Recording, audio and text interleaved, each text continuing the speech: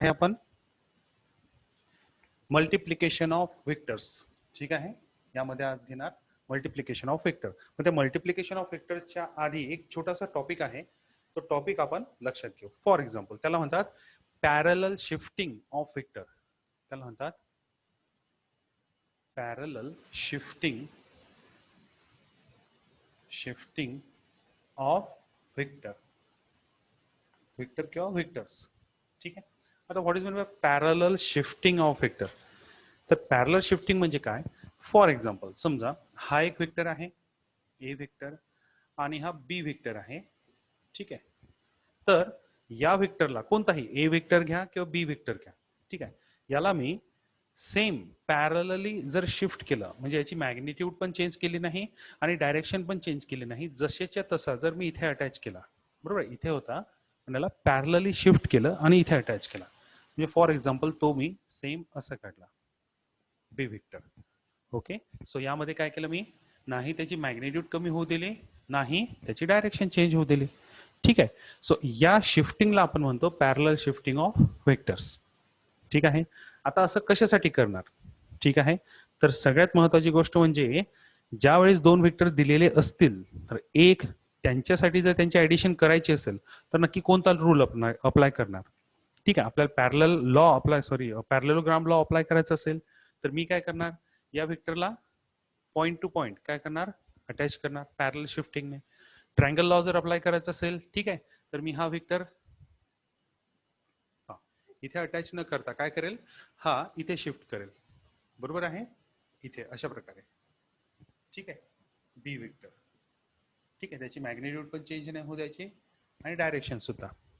ठीक आहे, याने काय होईल, जर एखादा लॉ आपल्याला त्याला अप्लाय करायचा असेल या दोन वेक्टर्ससाठी, तीन वेक्टर, जास्त वेक्टर जरी असतील तरी सुद्धा, मेनी वेक्टर्स असतील तर पॅरलल शिफ्टिंग करून आपण काय करू शकतो, त्या दिलेल्या वेक्टर्सला आपण पाहिजे तो रूल अप्लाय करू शकतो. म्हणजे ऍडिशन करायची असेल तर ट्रायंगल लॉ, पॅरलेलोग्राम लॉ आणि पॉलिगॉन लॉ, बरोबर आहे. त्यामध्ये त्यातल्या त्यात म्हणजे हे पॅरलल शिफ्टिंग करताना किंवा केल्यानंतर आपल्याला आणखी एक महत्वाची गोष्ट समजते, म्हणजे त्यांच्यामधला अँगल. ओके, महत्वाची गोष्ट काय, त्यांच्यामधला अँगल आपल्याला समजतो. So by using parallel shifting we can find the angle between given vectors.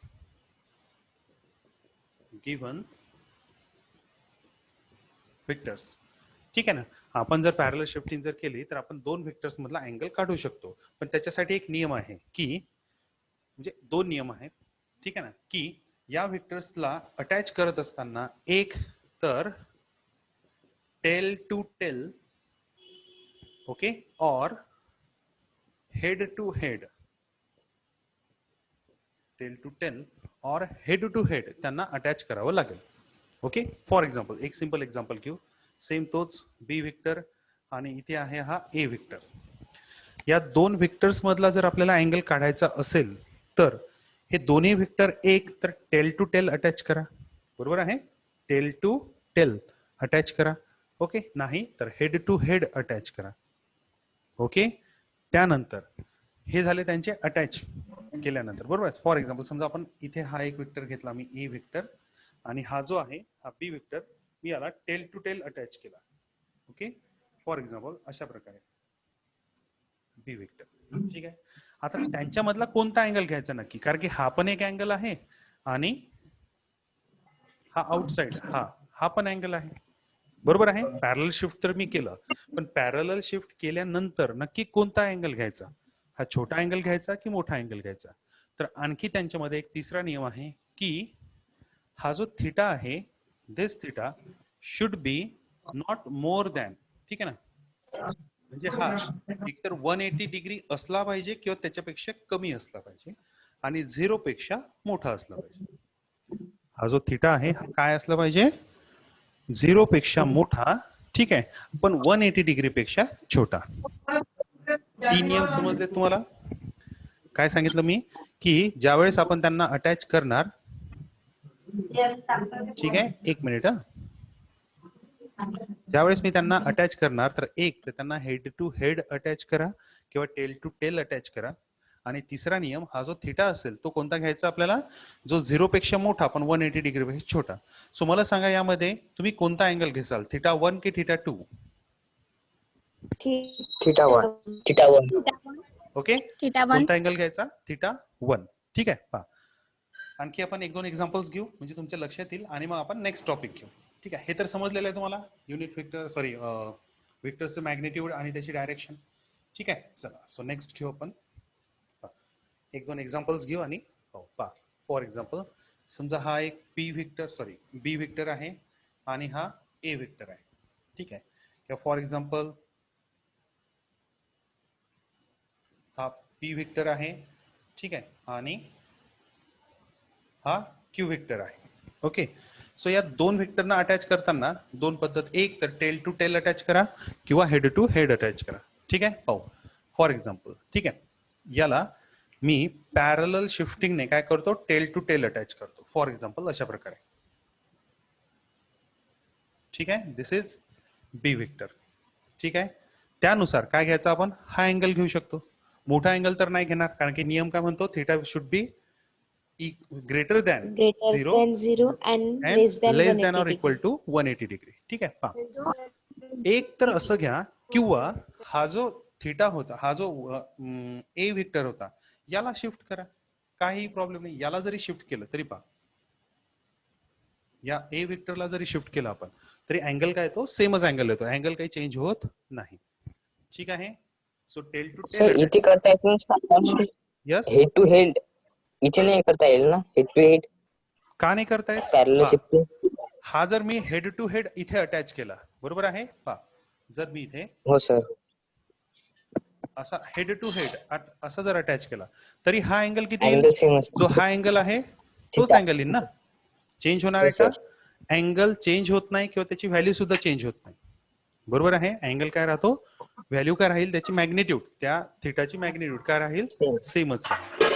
Tail to tail attach करा किंवा head to head. For example आपण यांच्यासाठी घेऊ. पहा, फॉर एक्झाम्पल मी काय करतो, हा जो क्यू वेक्टर आहे, ठीक आहे ना, हा टेल टू टेल अटॅच करतो इथे पॅरलल शिफ्टिंगने. काय करायचं आपल्याला, मेन गोष्ट काय, पॅरलल शिफ्टिंग. पॅरलल शिफ्टिंगने काय करतो मी, त्याला इथे अटॅच करतो. ठीक आहे. फॉर एक्झाम्पल अशा प्रकारे. ठीक आहे. This is Q vector. आणि कोणता अँगल घ्यायचा आपल्याला, हा की जो 180 डिग्री पेक्षा छोटा आहे. ठीक आहे. आणि थिटा जो आहे तो निगेटिव्ह मध्ये घ्यायचा नाहीये आपल्याला, 0 पेक्षा काय असायला पाहिजे, तो मोठा. एक तर असं करा किंवा याला हेड टू हेड अटॅच करा इथे. ठीक आहे. पहा, असं पण अटॅच करू शकतो ना आपण. ठीक आहे. सो हा अँगल असेल किंवा हा अँगल असेल, काय असेल, सेम. ठीक आहे. सो पॅरलल शिफ्टिंग वेक्टरची पॅरलल शिफ्टिंग करून एक तर आपल्याला ही मदत होईल की आपल्याला ऍडिशन लॉ कोणता वापरायचा आहे, ट्रायंगल लॉ, पॅरलेलोग्राम लॉ किंवा पॉलिगॉन लॉ. इथे तर दोनच वेक्टर आहेत. खूप सारे वेक्टर्स असतील तर आपण काय करू शकतो, त्यांना as a polygon law convert करण्यासाठी आपण त्याला पॅरलल शिफ्टिंग करू शकतो. फॉर एक्झाम्पल अँगल समजले का, जर कोणताही अँगल काढायचा असेल, ठीक आहे, सो हे नियम समजले का? हो. ओके. आता समजा खूप सारे वेक्टर्स दिलेले असतील, ठीक आहे, आणि आपल्याला पॉलिगॉन लॉ अप्लाय करायचा आहे. फॉर एक्झाम्पल समजा एक वेक्टर या डायरेक्शनला आहे, ठीक आहे, एक वेक्टर या डायरेक्शनला आहे. फॉर एक्झाम्पल आपण कन्सिडर करू या डायरेक्शनला. ठीक आहे. एक वेक्टर फॉर एक्झाम्पल या डायरेक्शनला आहे, सी वेक्टर. ठीक आहे. एक वेक्टर या डायरेक्शनला आहे, डी वेक्टर. ओके. आणि आपल्याला यांना पॉलिगॉन लॉ अप्लाय करायचा आहे, यांना पॉलिगॉन लॉ अप्लाय करायचा आहे. मग पॉलिगॉन लॉ मध्ये काय सांगितलेलं आहे आपण, सगळे वेक्टर्स कसे पाहिजेत, अल्टरनेटली, एकानंतर एक. बरोबर आहे. एकानंतर एक. बरोबर आहे. आता अँगल नाही काढायचं आपल्याला, काय करायचं आहे, पॉलिगॉन लॉ अप्लाय करायचा आहे. तर मी काय करतो, हा वेक्टर आधी घेतो. ठीक आहे. पहा, आपल्याला ऍडिशन लॉ अप्लाय करण्यासाठी पहा, ए वेक्टर, ठीक आहे, त्यानंतर हा जो डी वेक्टर आहे मी जशाच्या तसा काय करतो, इथे शिफ्ट करतो. ठीक आहे. पुन्हा सांगत आहे मी, इथे आपण अँगल नाही काढत आहे, इथे आपण पॉलिगॉन लॉ अप्लाय करण्यासाठी त्यांना पॅरलल शिफ्ट करत आहे. ठीक आहे. ओके. ठीक आहे. त्यानंतर मी काय करतो, हा जो बी वेक्टर आहे हा इथे शिफ्ट करतो. ठीक आहे. हा बी वेक्टर. आणि सगळ्यात लास्ट सी वेक्टर. ठीक आहे. C vector. आता मी अप्लाय करू शकतो ना पॉलिगॉन लॉ.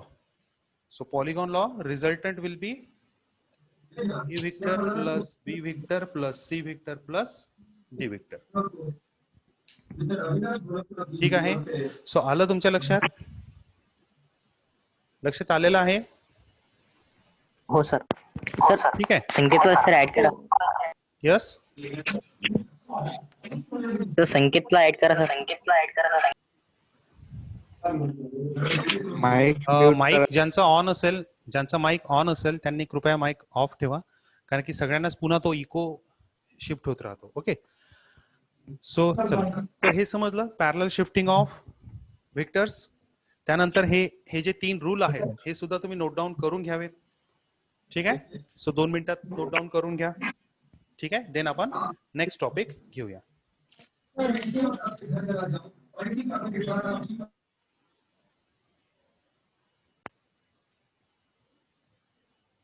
ओके. ठीक आहे. चला, सो आपण नेक्स्ट टॉपिक यावर घेऊया. ठीक आहे. सो हे नोट डाऊन करा. 1 मिनिट. एखाद्या वेळेस काय होतं ना, कोणी माईक म्हणजे एखाद्या समजा सेटिंग नाही समजली असेल तसं होते, किंवा एखादा मुद्दामून तसा ऑन ठेवतो, तर कृपया तसं करू नका. ठीक आहे. कारण की मग इकडून सेटिंगने तो पूर्णपणेच बंद करता येतो. ठीक आहे. ओके. सो चला, ठीक आहे. नोट डाऊन झालं असेल. So we will start next topic, multiplication of vectors. ठीक आहे. ओके. आता आपण जो टॉपिक ऑलरेडी घेतलेला आहे मॅग्निट्यूड ऑफ व्हेक्टर्स. ठीक आहे. तर ज्यावेळेस आपण मल्टिप्लिकेशन ऑफ व्हेक्टर्स घेऊ त्यावेळेस आणखी चांगल्या प्रकारे तुम्हाला लक्षात येईल. ठीक आहे. सो मल्टिप्लिकेशन ऑफ व्हेक्टर्स साठी 2 प्रकारचे मल्टिप्लिकेशन्स वापरतात. सांगू शकाल कोणकोणते? माईक बंद ठेवा. Cross product and dot product. Okay. Cross product and dot product. आता का हे असे दोन प्रोडक्ट आपल्याला का हे दिले आपल्याला? 2 व्हेक्टर्सचं मल्टिप्लिकेशन करण्यासाठी 2 प्रकारचे प्रोडक्ट का दिले? क्रॉस प्रोडक्ट आणि डॉट प्रोडक्ट. ठीक आहे. पहा, आपलं हेडिंग आहे multiplication of vectors. Multiplication of vectors. ठीक आहे. आता या मल्टिप्लिकेशन ऑफ व्हेक्टर्स मध्ये, ठीक आहे ना, 2 प्रकारचे मल्टिप्लिकेशन. एक ज्याला आपण म्हणतो डॉट प्रोडक्ट. ठीक आहे. Dot product. ठीक आहे ना, त्याला आपण असं डिनोट करतो, किंवा या डॉट प्रोडक्टला आणखी एक नाव आहे. काय म्हणतो आपण याला? Cross theta. Scalar product. काय म्हणतो आपण? Scalar product. ठीक आहे. Scalar product. याला डिनोट करताना काय करतो आपण? असं डॉट ने डिनोट करतो. ठीक आहे. आणि लक्षात ठेवायचं असेल तर त्याला आपण कॉस थिटा त्यामध्ये आपण वापरणार. ठीक आहे. दुसरा जो प्रोडक्ट आहे त्याला म्हणतो आपण क्रॉस प्रोडक्ट. ठीक आहे.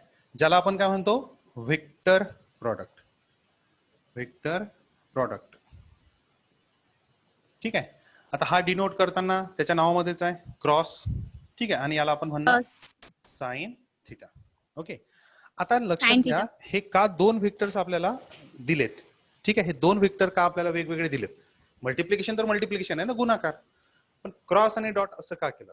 फॉर एक्झाम्पल मला सांगा, वर्क डन ही जी क्वांटिटी आहे, ठीक आहे. सो वर्क डनचा formula force into displacement. Okay. So work done is equal to force multiplied by displacement. मला सांगा, यापैकी फोर्स आणि डिस्प्लेसमेंट ह्या क्वांटिटी कशा आहेत? स्केलर आहेत की व्हेक्टर आहेत? Vector quantity. दोन्ही क्वांटिटी कशा आहेत? Vector quantity. मग व्हेक्टर क्वांटिटी पासून तयार होणारी ही जी क्वांटिटी आहे वर्क डन, ही क्वांटिटी कशी आहे? वर्क डन ही क्वांटिटी कशी आहे? स्केलर आहे की व्हेक्टर? स्केलर. ओके. ठीक आहे. माहिती आहे सगळ्यांना कन्फर्म आहे की ही स्केलर क्वांटिटी आहे? ठीक आहे. 1-2 मिनिटांमध्ये एक्झाम्पल घेऊ आपण. पहा कशी काय स्केलर क्वांटिटी. फॉर एक्झाम्पल, ठीक आहे, हा ऑब्जेक्ट आहे आणि मी त्यावर 10 न्यूटनचा फोर्स लावला आणि याचं डिस्प्लेसमेंट घडवलं 5 मीटर. ठीक आहे ना. पहा 5 मीटर. ओके. सो या कंडिशन मध्ये फोर्स आणि डिस्प्लेसमेंट यांचं मल्टिप्लिकेशन केलं तर किती येईल? 50 जूल. ओके. सेम ऑब्जेक्ट जर या डायरेक्शनने मी डिस्प्लेस केला इथपर्यंत. ओके, पुन्हा 5 मीटर आणि या साईडने फोर्स लावला 10 न्यूटन. तरी मल्टिप्लिकेशन किती येईल? 50 जूल. सो या 50 जूल मध्ये आणि या 50 जूल मध्ये काही फरक आहे का? या वर्क डन मध्ये आणि या वर्क डन मध्ये नाही. म्हणजे डायरेक्शन जरी चेंज केली तरी वर्क डनचं जे मॅग्नेट्यूड येतं किंवा वर्क डन जो येत आहे तो काय येत आहे? सेम येत आहे. म्हणजे वर्क डन ही अशी क्वांटिटी आहे की जी डायरेक्शनवर डिपेंड नाहीये. पण डायरेक्शनवर डिपेंड नसणाऱ्या क्वांटिटीला काय म्हणतो आपण? Scalar quantity. ओके, ठीक आहे. सो मला असं सांगायचं आहे की फोर्स सुद्धा वेक्टर क्वांटिटी, डिस्प्लेसमेंट सुद्धा वेक्टर क्वांटिटी. पण वेक्टर क्वांटिटी पासून तयार होणारी ही जी क्वांटिटी आहे this is scalar quantity. Okay, ही एक क्वांटिटी अशी तयार होते. दुसरी क्वांटिटी आपण घेऊ टॉर्क. माहिती आहे टॉर्क? तिथे सुद्धा same force multiplied bye perpendicular displacement किंवा त्याला पोझिशन वेक्टर असं सुद्धा म्हणतात. त्याच्यापासून जो तयार होणारा टॉर्क असतो, ठीक आहे, it is a vector quantity. ठीक आहे. मग आता पहा, दोन वेक्टर्स आहेत पण तयार होत आहे स्केलर क्वांटिटी. दोन वेक्टर्स आहेत त्यांच्यापासून तयार होत आहे वेक्टर क्वांटिटी. ओके, सो या दोघांमध्ये काहीतरी फरक असला पाहिजे ना. या मल्टिप्लिकेशन मध्ये आणि या मल्टिप्लिकेशन मध्ये काहीतरी फरक असला पाहिजे.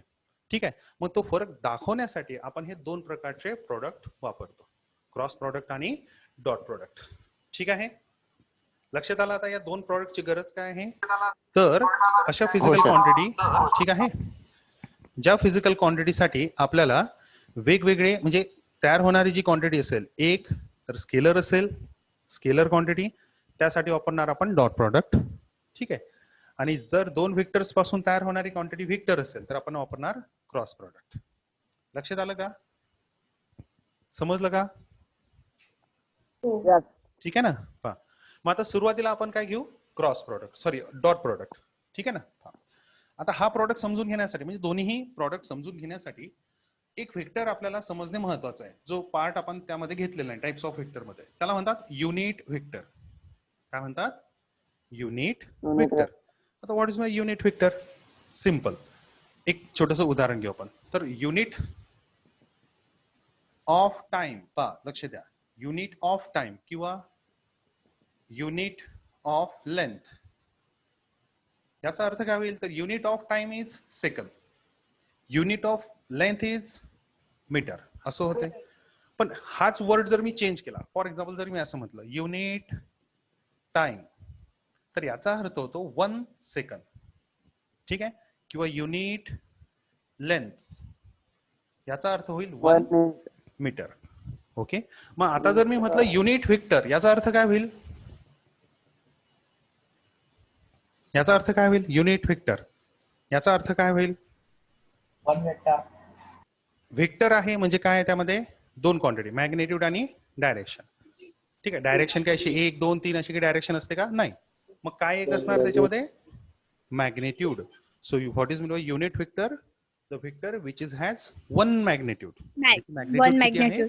1. हा, आता ते 1 सेंटीमीटर असेल, मीटर असेल, किलोमीटर असेल, 1 लाईट इयर असेल, काही असेल, दिलेल्या सिस्टीमनुसार, कोणती सिस्टीम आपण वापरत आहे त्यानुसार मेजरमेंट सिस्टीम. ठीक आहे. So unit vector. आता युनिट व्हेक्टरचा उपयोग काय? ठीक आहे ना. या युनिट व्हेक्टरचा उपयोग काय? तर हे जे युनिट व्हेक्टर आहेत हे आपल्याला मदत करतात डायरेक्शनसाठी. युनिट व्हेक्टर आपल्याला मदत करतात डायरेक्शन शोधण्यासाठी. फॉर एक्झाम्पल, जसं एखादी मला क्वांटिटी दाखवायची आहे अलॉंग एक्स ऍक्सिस. ठीक आहे. मला असं म्हणायचं आहे की हे 10 मीटर किंवा 10 सेंटीमीटर मला एक्स ऍक्सिसच्या डायरेक्शनने पाहिजे. हे 10 सेंटीमीटर मला एक्स ऍक्सिसच्या डायरेक्शनने पाहिजे. ओके. सो मला काय करावं लागेल? असं जर दाखवायचं असेल आता तर काय करावं लागेल? मला ग्राफ काढावं लागेल. ठीक आहे ना. Y axis, x axis. ठीक आहे. आणि इथे दाखवावं लागतील मला की ठीक आहे, this is 10 centimetre along x axis. Okay. किंवा मला असं नोटेशन असं लिहावं लागेल. ठीक आहे ना. समजा मला असं म्हणायचं आहे की 5 मीटर अलॉंग झेड ऍक्सिस, तर मला तसं लिहावं लागेल की 5 मीटर अलॉंग, ठीक आहे ना, झेड ऍक्सिस. तेव्हा कुठे मला क्लिअर त्याचं हे होईल, क्लिअर त्याची इन्फॉर्मेशन मिळेल की हो, हे 5 मीटर कशाच्या अलॉंग आहे? Z axis. पण प्रत्येक वेळेस एवढं नोटेशन किंवा एवढं लिहिणे पॉसिबल नाही. ठीक आहे. मग आपल्याला सोयीचं व्हावं म्हणून आपण काय केलंय, या एक्स ऍक्सिसच्या डायरेक्शनने आणि वाय ऍक्सिसच्या डायरेक्शन म्हणजे एक्स वाय आणि हा झेड, या 3 ऍक्सिसच्या डायरेक्शनने आपण काय केले, युनिट व्हेक्टर्स कन्सिडर केले. ठीक आहे. फॉर एक्झाम्पल पहा एक सिंपल उदाहरण. ठीक आहे. सो या 3 ऍक्सिसच्या अलॉंग आपण काय केले, वेगवेगळे व्हेक्टर्स कन्सिडर केले. आता त्याचा फायदा काय ते पहा. ठीक आहे. फॉर एक्झाम्पल आता ठीक आहे, पहा. समजा हा आहे Y axis, this is x axis आणि हा यामध्येच परपेंडिक्युलर, याला म्हणू आपण झेड ऍक्सिस. तर एक्स वाय आणि झेडच्या अलॉंग मी आय व्हेक्टर, जे व्हेक्टर आणि के व्हेक्टर. आता त्याचा फायदा काय पहा. जर मला सांगायचं असेल की एक्स ऍक्सिसच्या डायरेक्शनने 10 सेंटीमीटर, ओके, मीटर म्हणजे सिस्टीम कोणती घ्या, आता समजा मी सीजीएस सिस्टीम घेत आहे, तर मी जर असं लिहिलं 10 इंटू आय, तर याचा अर्थ काय होईल, 10 ते मीटर सेंटीमीटर काही पण असेल, 10 लेंथ अलॉंग आय व्हेक्टर, आणि आय व्हेक्टर कोणत्या डायरेक्शनने आहे, एक्स ऍक्सिसच्या डायरेक्शन. सो या एवढ्या नोटेशन मध्ये मला पूर्ण इन्फॉर्मेशन मिळाली. ठीक आहे, समजत आहे. फॉर एक्झाम्पल जर मी असं म्हटलं समजा की 75 के व्हेक्टर, सो याचा अर्थ काय होईल, 75 अलॉंग झेड ऍक्सिस, म्हणजे आपल्याला तिथे इन्फॉर्मेशन मिळत आहे. ठीक आहे, या 2 नोटेशनने आपल्याला इन्फॉर्मेशन मिळत आहे. ठीक आहे, म्हणजे डायरेक्शन मिळत आहे. बरं, त्यातल्या त्यात जर मी यांचं मल्टिप्लिकेशन केलं, 10 मल्टिप्लाइड बाय युनिट व्हेक्टरची व्हॅल्यू 1, 10, किंवा इथे 75 मल्टिप्लाइड बाय 1, 75. सो आपल्याला डायरेक्शन तर मिळतच आहे, पण सोबत ही जी क्वांटिटी आहे याची मॅग्निट्यूड चेंज होते का, नाही. याची मॅग्निट्यूड चेंज होत आहे का, नाही. म्हणजे मॅग्निट्यूड नाही. चेंज पण होत नाही आणि आपल्याला डायरेक्शन पण मिळते. हा या युनिट व्हेक्टरचा उपयोग आहे. ओके, लक्षात आलं. ठीक आहे, आपण आता जो डॉट प्रॉडक्ट आणि क्रॉस प्रॉडक्ट घेणार तो या युनिट व्हेक्टर मध्येच आपण समजून घेणार. आलं लक्षात. ठीक आहे, समजलं what is my unit vectors. Yes. Okay, ठीक आहे, चला. सो आपण dot product and cross product of unit vectors आपण समजावून घेणार. ठीक आहे,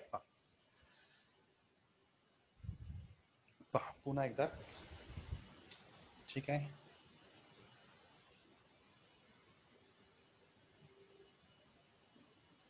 ठीक आहे, एक्स ऍक्सिस, वाय ऍक्सिस आणि झेड ऍक्सिस. ठीक आहे, हे समजले ना एकमेकांना कसे आहेत हे ऍक्सिस. तर एकमेकांना कितीचा अँगल करून आहे ते सांगतात, 90 degree. 90 डिग्री. एकमेकांमध्ये कितीचा अँगल आहे त्यांचा, 90 डिग्री. 90 डिग्री. ठीक आहे ना. फॉर एक्झाम्पल समजा एक छोटस एक्झाम्पल घेऊ आपण, पहा. ठीक आहे, 1-2 मिनिट पहा. ठीक आहे, आवाज थोडासा कमी जास्त होईल. समजा हा एक ऍक्सिस, हा दुसरा ऍक्सिस, सॉरी, हा एक ऍक्सिस, हा दुसरा ऍक्सिस परपेंडिक्युलर. ठीक आहे, आणि हा तिसरा ऍक्सिस त्या दोघांना परपेंडिक्युलर. ठीक आहे, सो अशा प्रकारे हे 3 डायमेन्शनल तयार होते. ठीक आहे, आलं लक्षात. हो सर. ओके, ठीक आहे. मग आपण आता याचा डॉट प्रॉडक्ट घेऊ. डॉट प्रॉडक्टचा अर्थ काय आहे किंवा त्याची डेफिनेशन काय आहे. जर 2 व्हेक्टरचा आपल्याला डॉट प्रॉडक्ट घ्यायचा असेल, ठीक आहे, सो त्यांचा कसा प्रॉडक्ट घ्यावा लागेल, multiplication of there magnitude and cos of angle between them. This is the definition of dot product. आता हा मी पुन्हा प्रत्येक गोष्ट तुम्हाला आता लिहून देत नाहीये, कारण की मी नोट्स पाठवलेले आहेत तुम्हाला, नोट्स मध्ये डिटेल मध्ये आहेत. ठीक आहे, आपण इथे काय प्रयत्न करणार की तुमचे कन्सेप्ट क्लिअर झाले पाहिजे. ओके ना. सो जर तुम्हाला वाटलं की नाही हे महत्वाचं आहे, असं महत्वाचं आहे, तुम्ही स्वतः पण नोट डाऊन करून घ्या. एखाद्या वेळेस घाईघाईमध्ये माझं लक्षात राहणार. ठीक आहे, ओके. हो सर. ठीक आहे, चला. तर आपण आता डॉट प्रोडक्ट घेऊ. तर डॉट प्रोडक्ट मध्ये 2 प्रकार पडतील. एक same unit vectors, same unit vector, आणि इथे घेऊ आपण डिफरंट Unit व्हेक्टर्स. ठीक आहे, आता सेम युनिट व्हेक्टर म्हणजे काय, समजा फॉर एक्झाम्पल बघा, I dot product with I.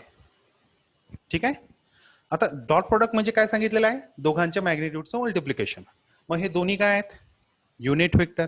मग युनिट व्हेक्टर जर असतील तर मॅग्निट्यूड किती त्यांचं, 1 multiplied by 1. Then cos of angle between them, cos theta, sorry, cos of angle between them. आता हे दोन्ही व्हेक्टर एकच व्हेक्टर आहेत, तर अँगल किती येईल दोघांमधला? अँगल किती येईल? 0. कारण की पहा, हा आय व्हेक्टर आणि पुन्हा तोच व्हेक्टर दोन्ही अलॉंग एक्स 0 ऍक्सिस, दोन्ही अलॉंग एक्स 0 ऍक्सिस डिग्रीचा. असतील, तर अँगल किती येईल? 0 डिग्री. 0 डिग्रीचा. Okay. And cos 0 1 confirm, plus minus plus plus 1. Okay, so plus 1. आता तिघांची जर मल्टिप्लिकेशन केली तर किती येईल? 1 मल्टिप्लाइड बाय 1 मल्टिप्लाइड बाय 1 1 की 111? 1 की 111? 1 येईल ना? 1 ठीक आहे ना, असं नाही ना 1 1 1 111 असं काही नाही ना. नाही सर. ओके. नाही सर. मग आता बघा, इथे i multiplied by i is equal to 1. तर मी असं लिहू शकतो का, जे multiplied by j, j dot product with j is equal to 1, किंवा k k dot product with k is equal to. ठीक आहे, आलं लक्षात? हॅलो. यस.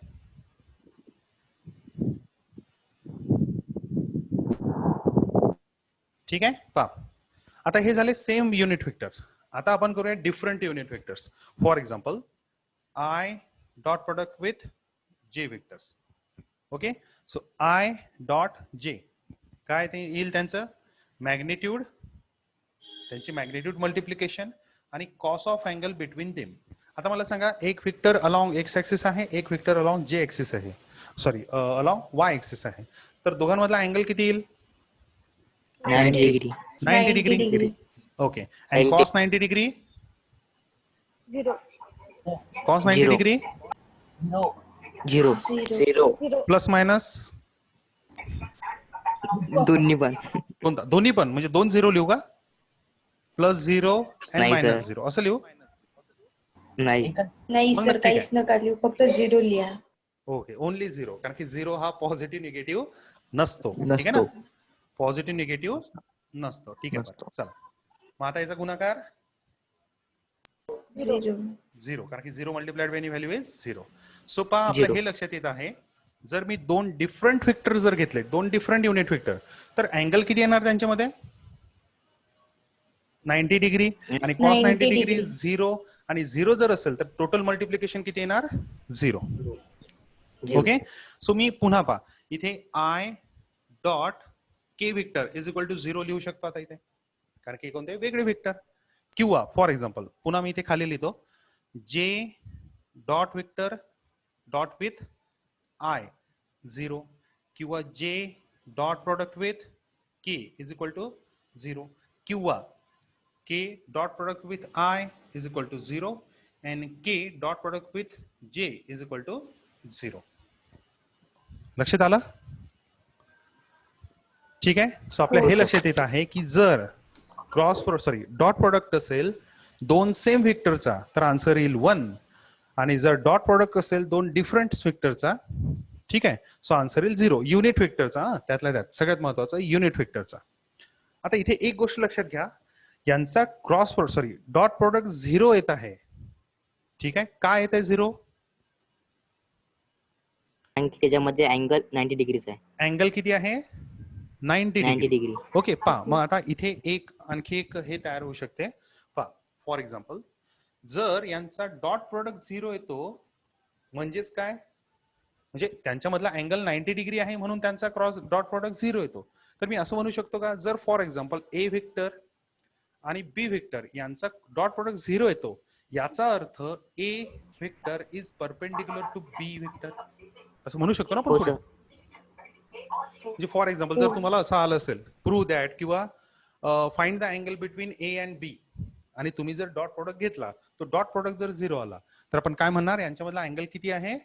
90 डिग्री. ओके, आणि जर समजा हाच डॉट प्रोडक्ट जर 1 आला तर अँगल किती येईल? 0 degree. 0 degree. Both are parallel. या दोन कंडिशन लक्षात आल्या का? वाटल्यास नोट डाऊन करून घ्या. ठीक आहे ना, dot product 0 so angle is 90 degree, dot product is 1 so angle is 0 degree. Both are parallel to each other. Hello. Yes. Hello mike testing करत आहे का? Hello hello. नहीं सर वो लास्ट की टेप समझ में नहीं आई। लास्ट स्टेप कोणती? ही और या साईडची का? डायग्राम डायग्राम डायग्राम के नीचे हाँ पूरी आवाज नाही येत आहे तुमचा, आवाज नाही येत आहे, खूप कमी आवाज आहे. एक मिनिट. हेलो यस बोला. वो डायग्राम के नीचे की समझ में नहीं आई। ही डायग्राम नाही समजली. वो स्टेप फिर से डायग्रामच्या खालची स्टेप. ओके ओके ठीक आहे. पहा डायग्रामच्या खालच्या ज्या स्टेप आहेत, तर मला असं म्हणायचं आहे, या दोघांचा जर मी डॉट प्रॉडक्ट घेत आहे, डॉट प्रॉडक्टचा अर्थ होतो multiplication of their magnitudes and cos of angle between them. मग आता इथे या दोघांची मॅग्निट्यूड किती आहे? 1 1 आणि कॉस अँगल किती आहे त्यांच्यामधला? 90 डिग्री. ठीक आहे. 90 degree, so cos 90 degree is 0. So 1 multiplied by 1 multiplied by 0, so answer is 0. मग मी असं इथे असं म्हटलं की दोन डिफरंट व्हेक्टर्स जे एकमेकांना परपेंडिक्युलर आहे, त्यांचा डॉट प्रोडक्ट 0 येत असेल तर बाकी जेही व्हेक्टर्स मी घेतलेत, ठीक आहे ना, डिफरंट, ज्यांच्या मधला अँगल 90 डिग्री आहे, प्रत्येकाचा प्रॉडक्ट किती येईल? 0 डिग्री. सो मी इथे असं म्हटलं, सेम व्हेक्टर्स असतील तर डॉट प्रोडक्ट येईल 1 आणि डिफरंट व्हेक्टर्स असतील तर डॉट प्रोडक्ट येईल 0. लक्षात आलं का? Thank you sir. ओके ठीक आहे. सो टायमिंगचं थोडंसं लिमिटेशन आहे, पण डॉट प्रोडक्ट तुम्हाला समजलं का? Dot product of unit vectors. हो. ओके. सो हो. ठीक आहे ना, टाइम लिमिटेशन मुळे आपण काय करू, क्रॉस प्रोडक्ट जो आहे तो आपण उद्या घेणार. उद्या क्लास होईल, रविवार जरी आहे तरी क्लास होईल. ठीक आहे ना. टायमिंग हाच आता हा टायमिंग फिक्स 8 ते 9. ठीक आहे ना, 8 ते 9 हा टायमिंग फिक्स आता. ठीक आहे. सर रेग्युलरची batch. Yes, this is regular batch. ही रेग्युलर बॅच आहे. ठीक आहे. ओके. सो समजलं, डॉट प्रोडक्ट क्रॉस प्रोडक्ट आपण उद्या घेऊ. चालेल. ओके ठीक आहे. चला, गुड नाईट सर्वांना. शुभ रात्री sir. Okay okay okay good night. Okay good night.